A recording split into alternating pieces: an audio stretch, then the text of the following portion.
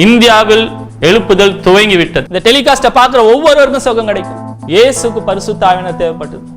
அவர் தேவ குமாரனா இருந்தாலும் பூமியில மனுஷனாய் வாழும்போது அவருக்கு பரிசுத்த ஆவியானவர் தேவைப்பட்டா உங்களுக்கும் பரிசுத்த ஆவியானவர் தேவைப்படுகிறார். இயேசுவின் நாமத்தினாலே சுகத்தை பெற்றுக் கொள்ளுங்கள். இயேசுவின் நாமத்தினால விடுதலை பெற்றுக் கொள்ளுங்கள். இயேசுவின் நாமத்தினால உறவுகள் சீர்படுவதாக. இயேசுவின் நாமத்தினால வியாபாரங்கள் பொருளாதார காரியங்களிலே வெற்றி உண்டாவதாக.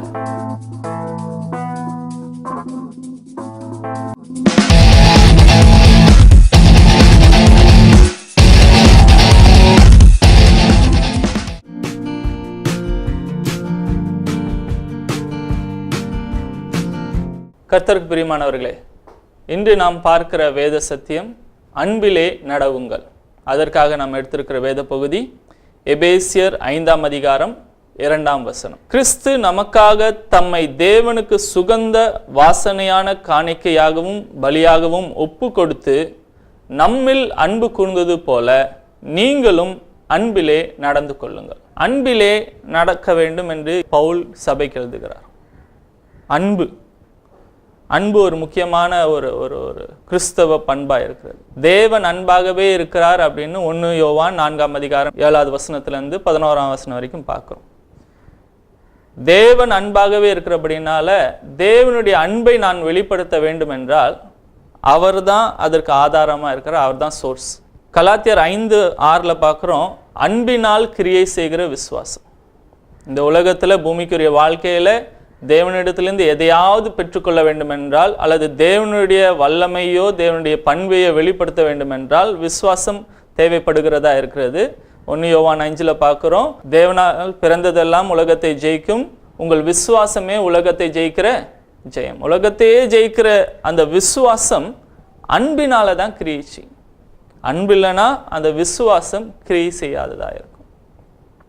1 கொரிந்தியர் 13:13 பார்க்கிறோம், விசுவாசம், நம்பிக்கை, அன்பு, இந்த மூன்றும் நிலைத்திருக்கிறது, இவைகளில் பெரிதானது அன்பு. The greatest of these is love.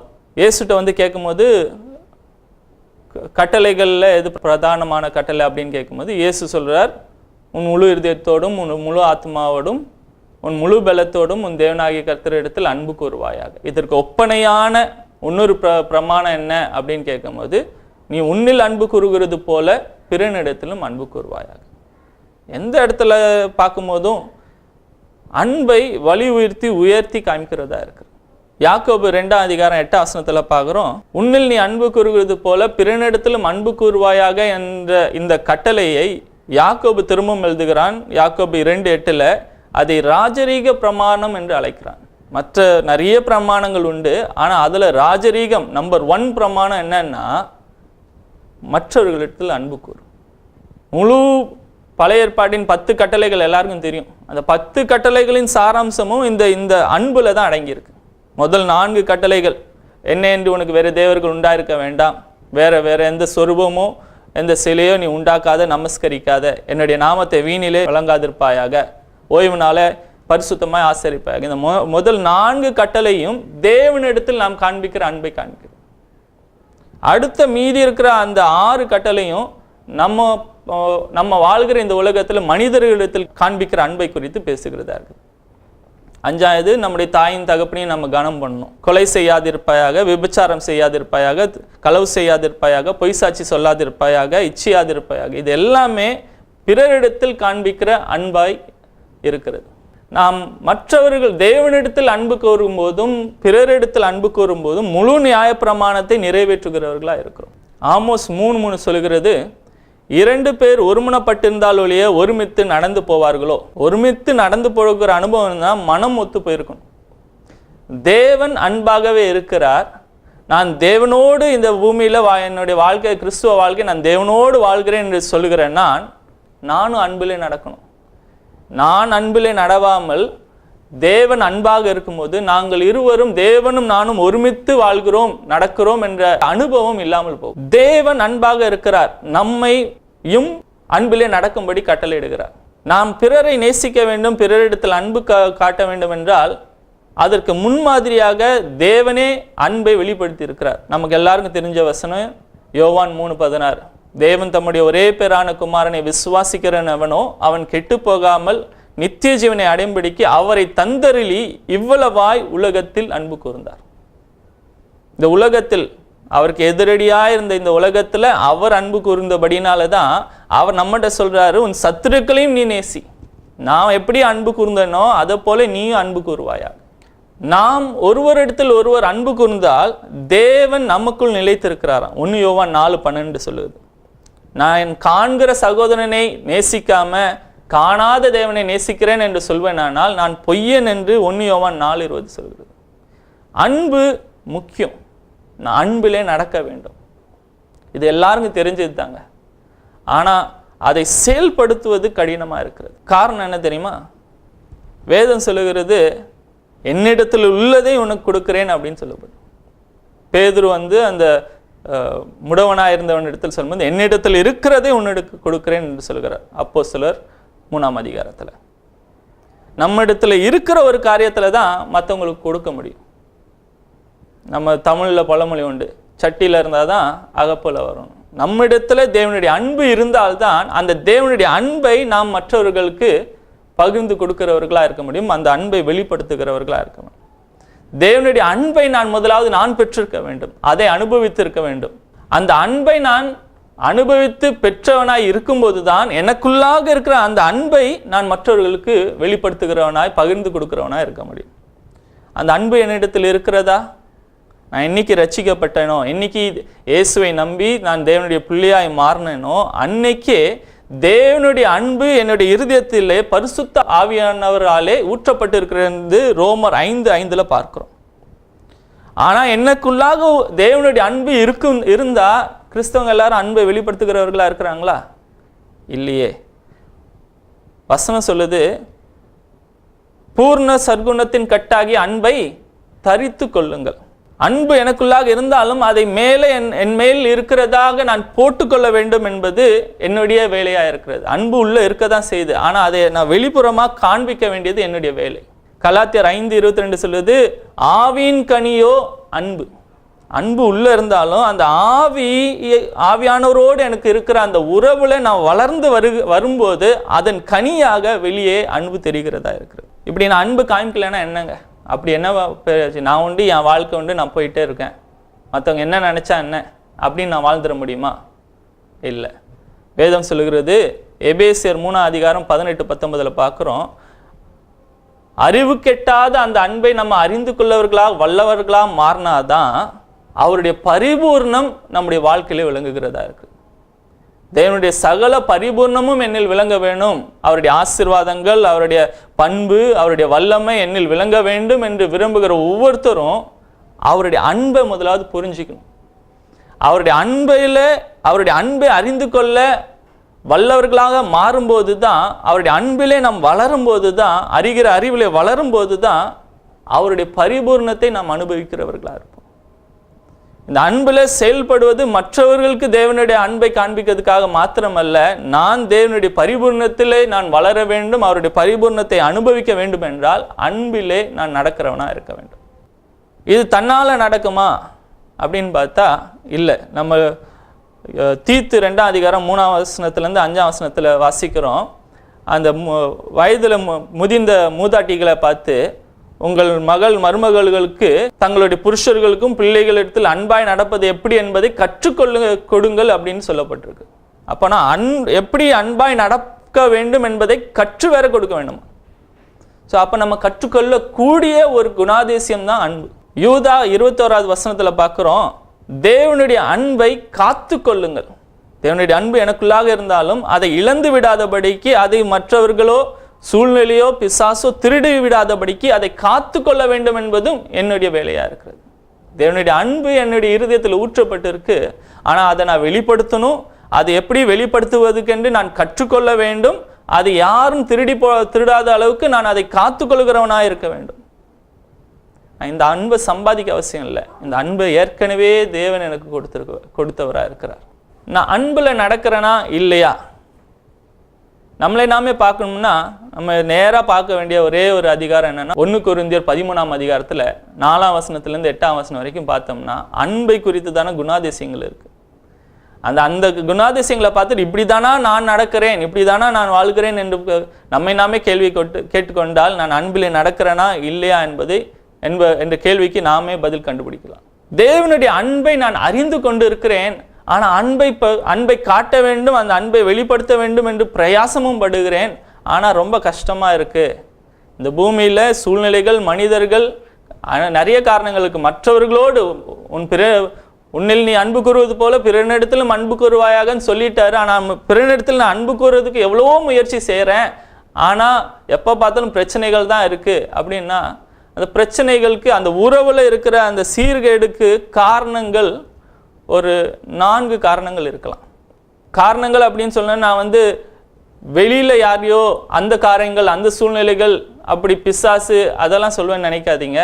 வேதத்திலேருந்து ஒரு சில காரியங்களை பார்க்க போகிறோம். முதல் காரணம் என்னன்னா, நாமளே காரணமாக இருக்கும். நிறைய நேரம் என்னது, இந்த அன்பா என்னால் நடக்க முடியாத காரணம் தான் அவர் தான் இந்த தப்பு பண்ணிட்டாங்க, இந்த சூழ்நிலை நடந்து போச்சு, இந்த காரியம், இந்த சம்பவம் நடந்துச்சு அப்படின்னு மற்றவர்களை குறை சொல்லிக்கிட்டே தான் இருக்குமே ஒழிய, இந்த பிரச்சனைக்கு, இந்த உறவு சீர்கெட்டு போனதற்கு நான் காரணமா என்ற ஒரு சுய ஆய்வை நாம் முதலாவது செய்ய தவறுகிறவர்களா இருக்கும். எல்லாரும், பெரும்பான்மையான மக்கள் முதலாவதாக ஒரு உறவு கெட்டு போனதுக்கு, அன்பை காண்பிக்க முடியாதபடிக்கு அந்த சூழ்நிலை, அந்த ஒரு சம்பவம் நடந்ததுக்கு காரணம் மற்றவங்கள தான் குறை சொல்லிக்கிட்டே இருப்போமோ இல்லையா, அதுக்கு காரணம் நான் தானா என்பதை நிதானித்து பார்க்கறதே கிடையாது. அதனால்தான் ஆண்டவர் மத்தேயு 7ஆம் அதிகாரத்தில் முதல் 3 வசனத்தில் சொல்றாரு, உன் கண்ணில் இருக்கிற உத்திரத்தை வச்சுக்கிட்டு நீ உன் சகோதரன் கண்ணில் இருக்கிற துரும்பை ஏன் பார்க்குற, அதை எடுத்து போடட்டுமான்னு ஏன் கேட்குறேன். முதல்ல உன் கண்ணில் இருக்கிற உத்திரத்தை எடுத்து நீ வெளியில போடு, அதுக்கப்புறம் உன் சகோதரன் கண்ணில் இருக்கிற துரும்பை எடுத்து போடலாம் அப்படின்றார். முதல்ல நம்மை நிதானித்து பார்க்க வேண்டும்.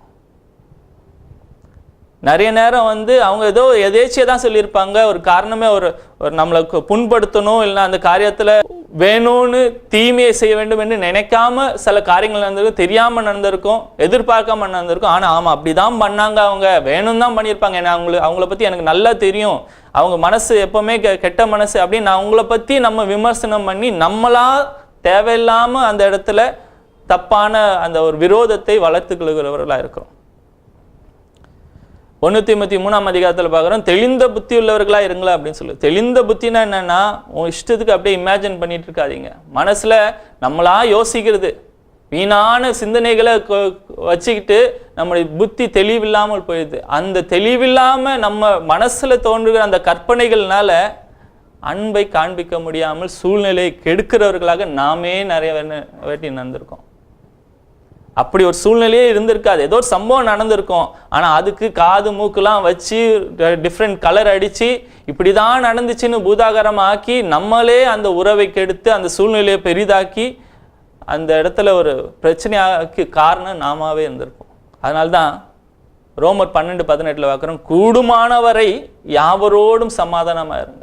கூடுமானவர்னா முதல்ல நான் பிரயாசம் எடுக்கணும். முடிஞ்ச அளவுக்கு நான் பிரயாசம் எடுத்துட்டேன்னா அதுக்கப்புறம் நான் மற்றவங்களுக்கு வர சொல்கிறேன். நான் என்ன தாழ்த்தினேனா, நான் விட்டு கொடுத்தேனா, அன்பை வெளிப்படுத்தினேனா, தாழ்மையாக இருந்தேனா, இயேசுவின் பிரதிநிதியாக அந்த இடத்துல விளங்கினேனா, கூடுமான வரைக்கும் நான் சமாதானத்தை காத்துக்கொள்ள நான் அன்பை நான் தரித்தவனா அந்த இடத்துல செயல்பட்டேனா ஆய்ந்து பார்க்க வேண்டும். இது முதல் காரணம். அன்பை வெளிப்படுத்தாமல் உறவுகளுக்குள்ள இருக்கிற சீர்கேடுகளுக்கு காரணம், பிரதான காரணம் மற்றவங்க இல்லை, காரணங்கள் அல்ல, காரியங்கள் அல்ல. முக்காவாசி நிறைய நேரம் பார்க்கும்போது நாமே காரணமாக இருக்கிறோம். 2வது காரணம் என்னன்னா, மற்றவர்களும் இருக்கலாம் காரணம். எனக்கும் அவருக்கும் பிரச்சனைனா ஃபஸ்ட்டு நான் பார்க்க வேண்டிய காரணம் நானா, அதுக்கு இந்த பிரச்சனைக்கு காரணம் நான் தானா? நிறைய நேரம் மற்றவங்களும் காரணமாக இருக்காங்க. அதே ரோமர் 12 கூடுமானவரை யாவரோடும் சமாதானமாக இருங்கலாம். ஒரு லிமிட்டுக்கு தான் நம்ம பண்ண முடியும், சிலரை நம்மோடு சமாதானமாக வைத்துக்கொள்ள முடியாது. ஆனால் மற்றவங்க தான் இதுக்கு காரணம், அவங்க தான் சொல்லுறதுக்கு முன்னால் நம்மளை நம்ம ஒரு வாட்டி நிதானித்து பார்த்துக்கொள்ள வேண்டும். நிதானித்து பார்த்து நான் காரணம் இல்லை அப்படின்னு சொல்லிட்டிங்கன்னா மற்றவர்களும் காரணமாக இருக்கலாம். இயேசு அவர் தான் தெய்வத்தின் வெளிப்பாடு, அன்பின் சொரூபம் அவர் தான், நமக்கு முன்னோடி அவர் தான், எல்லாரிடத்திலும் அன்பை வெளிப்படுத்தினவர் தான், சிலுவையிலே அன்பை வெளிப்படுத்தினவர் அவர் தான். சிலுவையிலே தன்னை தூஷித்த மக்களுக்கு, பிதாவே இவர்கள் செய்வதென்று என்னதென்று அறியாது இருக்கிறார்கள் என்று அவர்களை மன்னிக்கிற சுபாவமுடைய அதே இயேசு கிறிஸ்துவை எல்லாரும் ஏற்றுக்கொண்டார்களா? இல்லை. இயேசு அன்பை காமிக்காமலே இருந்தார், ஆனால் அவரை விரோதித்த மக்களும் இருந்தாங்க. அதே போல் சில நபர்கள் இருக்க தான் செய்வார்கள். ஆனால் அவங்க முக்காவாசி அவங்க தான் அப்படின்னு சொல்லாதீங்க, பிரதானமான காரணங்களும் நாமும் இருக்கலாம். இந்த ரெண்டும் இல்லாமல் ஒரு மூணாவது காரணம் இருக்குது. 90% இந்த மூணாவது காரணம் தான் இந்த உறவுகளுக்குள்ளாக அன்பை காண்பிக்க முடியாமல் இருப்பதற்கு பிரச்சனைக்கு காரணம். மூணாவது காரணம் என்னன்னா, இருவருமே. நிறைய நேரம் பிரச்சனைகள், உறவுகள், அன்பை வெளிப்படுத்தாமல் அந்த இடத்துல ஒரு விரோதம் இருக்குன்னா காரணம் நான் நீங்க தான் அப்படின்னு இல்லை, இருவரும் காரணங்களாக இருப்போம். ஏதோ ஒரு இடத்துல நான் ஆரம்பிச்சிருக்கலாம், அவங்க ஆரம்பிச்சிருக்கலாம், ஆனால் அதுக்கு அவங்க எப்படி ரியாக்ட் பண்ணாங்க, நான் எப்படி ரியாக்ட் பண்ணேன், அந்த காரியத்தை அங்கேயே முடிச்சிருக்கலாம். அது பெரிதாக்கி மாற்றி மாற்றி பண்ணதுனால இருவருமே செயல்பட்டவர்களாக இருப்போம். 90% காரியங்களுக்கு காரணம் அவங்க தான் சொல்லாதீங்க. இல்லை நான் தான் சில குற்றமனப்பான்மையிலேயே உட்கார்ந்துருப்பாங்க, அப்படியும் இல்லை. 90% பிரச்சனைகளுக்கு காரணம் இருவருமே. இதை எப்படி டீல் பண்ணணும்னு ஆண்டவர் சொல்லி தான் தர்றார். இது இல்லாமல் ஒரு 4வது சூழ்நிலையும் உண்டு, ஆனால் ரொம்ப ரேர். தேவனே இந்த உறவை வேண்டாம் என்று பிரிக்கிறவர்களாக இருக்கலாம். 2 கொரிந்தியர் 6:14 சொல்றார், விசுவாசிக்கும் அவ்விசுவாசிக்கும் சம்பந்தம் இருக்கக்கூடாதுன்றார். தேவன் விரும்பாத ஒரு உறவா இருக்கலாம், அதனால ஆண்டவர் அந்த இடத்துல சமாதான குலைச்சலுக்கு இடம் கொடுத்து, நீ இப்போ அவர் பேசி பார்த்துருப்பார், நீங்கள் கேட்க முடியாதனால சூழ்நிலை மூலமாவது நீங்கள் புரிஞ்சுப்பீங்களான்னு ட்ரை பண்ணிட்டு இருக்கலாம். அதனால எந்த பிரச்சனைக்கும் இது தேவன் தான் அனுமதித்தான்னு சொல்லாதீங்க. தேவன் அனுமதிக்கிறதா இருந்தால் அதுக்கு வேதம் ஒத்து போகிறதா இருக்கணும். இந்த அண்ணன் தம்பிக்குள்ள பிரச்சனை வச்சுக்கிட்டு ஆண்டவர் தான் அண்ணனையும் தம்பியும் பிரிச்சான்னு சொல்லக்கூடாது. கணவனையும் மனைவியும் பிரிச்சது தேவன் தான் காரணம், தேவன் தான் இந்த சூழ்நிலை உண்டாக்குனான்னு சொல்லக்கூடாது. தேவன் அப்படி வேதத்தில் சொல்லவே இல்லை. தேவன் இணைத்ததை மனுஷன் பிரிக்காது இருக்க கடவுள் தான் சொல்கிறார். எந்த சூழ்நிலையும் கணவன் மனைவியை பிரிக்கிறது தேவனுக்கு இடம் கொடுக்கவே இல்லையே, உறவுகளை கெடுக்கிறதுக்கு தேவன் இருக்கு. ஆனால் சில நேரங்களில் தேவனே ஒரு சில காரியங்களில் பிரிந்து வாழும்படியான ஒரு சூழ்நிலை கொடுக்கிறவராக இருக்கிறார். அது எங்கன்னா அவ்விசுவாசிக்கும் விசுவாசிக்கும், பாவிக்கும் நீதிமானுக்கும். சில நேரத்தில் பாவம் விசுவாசி அவ்விசுவாசின்னு இல்லாமல் கிறிஸ்துக்குள்ளாக சகோதரர்களாக இருக்கிறவங்களுக்குள்ளேயே தேவன் ஒரே இடத்துல இவங்க இருக்கக்கூடாதுன்னு நினச்சி பிரிக்கிறவராக இருப்பாங்க. பவுல் பர்னபாஸ் நம்மளுக்கு தெரிஞ்ச கதை தான். இருவரும் நன்றாக ஊழியம் செஞ்சுட்டு இருந்தாங்க. ஆனால் ஏதோ ஒரு மன வருத்தத்தில் பிரிஞ்சு போனதுனால பர்னபாஸும் மார்க்கும் தனியாக ஊழியம் செஞ்சார்கள், பவுலும் மார்க்கும் தனியாக ஊழியம் செஞ்சார்கள். இதுக்கு காரணம் யார் அப்படின்னு பார்த்தீங்கன்னா, பவுல் பர்னபாஸ் அந்த இடத்துல ஏதோ ஒரு மனஸ்தாபம், ஒரு டிஃப்ரென்ஸ் ஒப்பீனியன் நடந்திருக்கலாம். ஆனால் தேவன் இங்கேயே 2 பேருமே ஒரே இடத்துல இருக்காதீங்க, ஊழியத்தை வளரும்படியாக அனுப்பிச்சி விட்டுருக்கலாம். ஆனால் எல்லா காரணத்துக்கும் தேவனை முதல் காரணம் காட்டாமல் இதுவும் ஒரு பாசிபிலிட்டி என்பதை நான் இந்த இடத்துல எடுத்து காட்டுகிறவனா இருக்கேன். பிரதானமாக சொன்ன 90% காரணங்கள் நாமும் எதிராக இருக்கிற அந்த நபரும் இருவருமே காரணங்களாக இருப்போம். நான் தான் காரணம் அப்படின்னா நான் என்ன செய்யணும்? வேதம் சொல்லுகிறது, இந்த விரோதத்துக்கு காரணம் நான்னா முதலாவதாக நான் மனம் திரும்பி மன்னிப்பை தேவனிடத்தில் கேட்கணும்.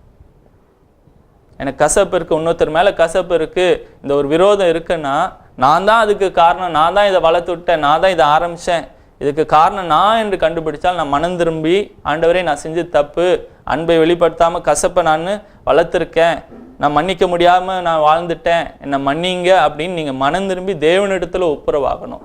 யார் இடத்துல எனக்கு விரோதம் இருக்கோ அவர்களிடத்தில் ஒப்புரவாகும் போது ஞானமாக நடந்துக்கணும். நான் அவரிடத்தில் விரோதமாய் நான் காரியங்களை செய்தேன் என்பது அவர்களுக்கு தெரியாமலே இருக்கும்போது நீங்கள் அவங்ககிட்ட நேராக போயிட்டு இப்படி நான் பண்ணிட்டுட்டேன், உங்களுக்காக விரோதமாக நான் பேசிட்டேன், யோசித்தேன் அப்படின்னு அவங்க மனசில் எந்த கலகமும் இல்லாமல் அமைதலாக உள்ளவர்களாக அன்பு நிறைந்தவர்களாக இருக்கிற இடத்துல நீங்கள் போய் தேவையில்லாமல் நீங்கள் ஒப்புரம் ஆனதுக்கப்புறம் அவங்க குப்பையெல்லாம் அவங்க மனசில் போடாதீங்க.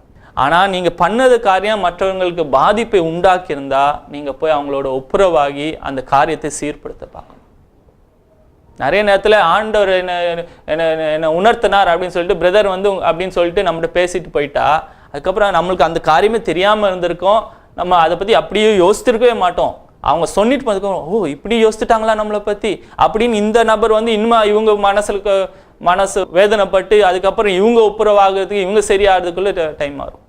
ஸோ அதில் மற்றவர்களோட ஒப்புரவாகும்போது ஞானமாக நடந்துக்கணும். பிரச்சனை நான் இல்லை மற்ற ஆள்னா மத்தேயு 18:15 ஆண்டவர் தெளிவாக ஒரு காரியத்தை சொல்லியிருக்கிறார். என்ன பண்ணணும்னா முதலாவதாக அவங்ககிட்ட போய் பேசணும். எப்பா நீ எனக்கு விரோதமாக இந்த குற்றம் செஞ்சுருக்க அப்படின்னு போய் பேசணும். நிறைய நேரம் அங்கே இந்த காரியத்தை செஞ்சாலே அந்த அந்த பிரச்சனை சீர்பட்டு போகும். நிறைய நேரம் மற்றவர்கள் நமக்கு விரோதமாக குற்றம் செஞ்சது அது நமக்கு மனஸ்தாபமாக இருந்ததுன்னா நம்ம மனவேதனை கொடுத்துருந்தா நம்ம நேரடியாக போய் பேசுறதில்ல. பேசாமல் அதை குறித்து நம்ம மனசுகளையே வளர விட்டுட்டு அந்த விரோதத்தை மற்றவங்ககிட்ட பேசிட்டு இவங்ககிட்ட பேசிட்டு அவங்ககிட்ட நம்ம பாதித்த மக்கள்கிட்ட நேராக போய் இது என்ன ஆச்சு, ஏன் பண்ணீங்க, எப்படி நடந்துச்சு, ஏன் பண்ணுறீங்க அப்படின்னு கேட்டு சால்வ் பண்ணுறதில்ல. வேதம் சொல்லுகிற மெத்தடே என்னன்னா ஃபஸ்ட்டு நம்ம போய் அவங்ககிட்ட பேசணும். அவங்ககிட்ட பேசாமல் 4 பேர்கிட்ட பேசக்கூடாது. பிரச்சனை அங்கே தான் ஆகுது. அதை எப்படி டீல் பண்ணுதுன்னு தெரியாமல் நேரடியாக போய் பேசுகிற தைரியம் இல்லாமல் அவங்ககிட்ட கேட்காம இவங்க மனசுக்குள்ளேயே வெந்துக்கிட்டு வேதனைப்பட்டுக்கிட்டு இருப்பாங்க. இல்லைன்னா மற்றவங்கள்ட்ட போய் புலம்பிட்டு இருப்பாங்க. அதனால தான் அந்த காரியம் வளருது. வேதம் சொல்லுது ஒருவரோட ஒருவர் மனஸ்தாபம் இருந்தால் முதல்ல போய் அந்த நபர்கிட்ட பேசு. அவர் ஒத்துக்கலை, அவர் நீங்கள் பேசுறதுக்கு நீங்கள் பேசுறது அவருக்கு புரியல, அவர் பேசுறது உங்களுக்கு புரியல, இன்னும் வளருதுன்னு தெரிகிற காலத்தில் நீங்கள் மற்ற மூப்பர் இடத்துல போ. அவங்க சொல்லியும் மூப்பர் இடத்துல எதுக்கு போ, கம்ப்ளைண்ட் பண்ணதுக்காக இல்லை. நான் சொல்லுறது அவருக்கு புரியல, அவர் சொல்லுறது உங்களுக்கு புரியல. 3வது ஒரு ஆள் இருந்தால் தெளிவாக 2 பேருக்கும் 2 பேரோட பெர்ஸ்பெக்டிவ் ஐடியா என்ன ஏதுன்னு நிதானமாக சொல்லிறதுக்கு ஒரு 3வது ஆள் இருந்தால் ஒரு ஒப்பீனியன் இருந்தால் நல்லா இருக்குமேன்றதுக்கு தானே இல்லையே, அவங்கள போய் கம்ப்ளைண்ட் பண்ணதுக்காக இல்லை. யாரும் செய்யலைன்னா சபைக்கு செய்யப்படு. இப்போ ஸ்டெப் பை ஸ்டெப் இருக்குது. ஃபஸ்ட்டு ஸ்டெப் செஞ்சாலே முடிஞ்சிருக்கும். ஃபஸ்ட்டு ஸ்டெப்பு செகண்ட் ஸ்டெப்பு தாண்டினா தான் சர்ச்சுக்கு போய் அங்கே போய் அவங்க நீங்கள் நியாயம் விசாரிங்க அப்படின்னு சொல்கிறது அது கடைசி. பட் ஆண்டவர் சொல்கிறது அவங்ககிட்ட போய் முதலாவதாக பேசு, ஒப்புரவாக நீ பேசு. நம்ம நேரடியாக பேசினா 90% ஆஃப் ப்ராப்ளம் சால்வ் ஆயிடும். சரி நான் மற்றவங்ககிட்ட மன்னிச்சிட்டேனே, எத்தனை வாட்டி நான் மன்னிக்க முடியும்? அளவே இல்லையா?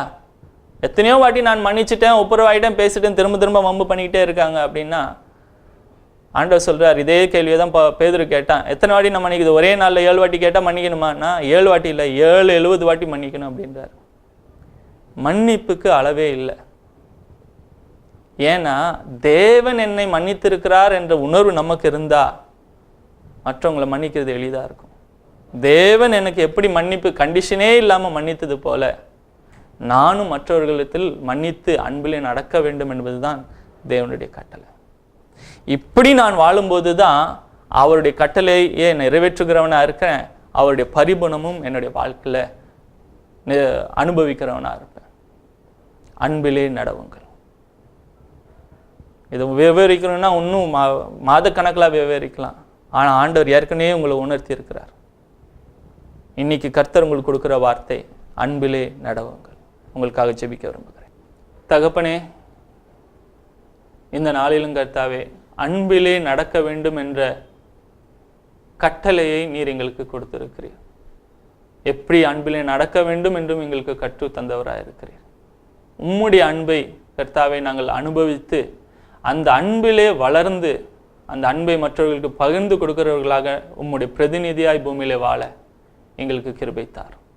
இந்த நாளிலே உறவுகளிலே கர்த்தாவே இருக்கிற பிளவை சீர்படுத்தும்படியாக உம்முடைய சபைக்கு நீர் கற்று தந்திருக்கிறீர். உம்முடைய அன்பிலே நடக்கும்படியான வேத கட்டளைகளை வேத வழிமுறைகளை அறிந்து அதிலே நடக்க உதவி செய்வீராக. காயப்பட்ட இருதயங்களை நீர் ஆற்றி உம்முடைய அன்பினால் கர்த்தாவே ஒவ்வொரு இருதயத்தையும் நீர் ஸ்திரப்படுத்தும். உம்முடைய பிரதிநிதியாய் அன்பிலே நடக்கிறவர்களாய் இந்த பூமியில வாழ உம்முடைய பரிபூர்ணத்தை அனுபவித்து உம்மில் மகிழ்ந்திருக்க ஒவ்வொருவருக்கும் கிருபை தாரும். ஆசீர்வதிங்க. இயேசு நாமத்தில் பிதாவே. There shall be showers of blessing. This is the promise of love. There shall be seasons refreshing, sent from the Savior above. Showers of blessing, showers of blessings we need. Mercy drops round us are falling, but for the showers we plead. There shall be showers of blessings, precious reviving again. over the hills and the valleys, sound of abundance of rain. Showers of blessings we need. Mercy drops round us are falling, but for the showers we plead. There shall be showers of blessing, oh that today they might fall. Now as to God we are confessing, now as on Jesus we call. Showers of blessings we need. Mercy drops round us are falling, but for the showers we plead. இந்த ஊழியத்துக்காக ஜெபித்தும் கொடுத்தும் உதவுகிற சகல பங்காளர்களுக்கு இயேசுவின் நாமத்தினாலே நாங்கள் நன்றிகளை செலுத்திக் கொள்கிறோம். என் தேவன் தம்முடைய ஐஸ்வரியத்தின்படி உங்கள் குறைவை எல்லாம் கிறிஸ்து இயேசுவுக்குள் மகிமையிலே நிறைவாக்குவார்.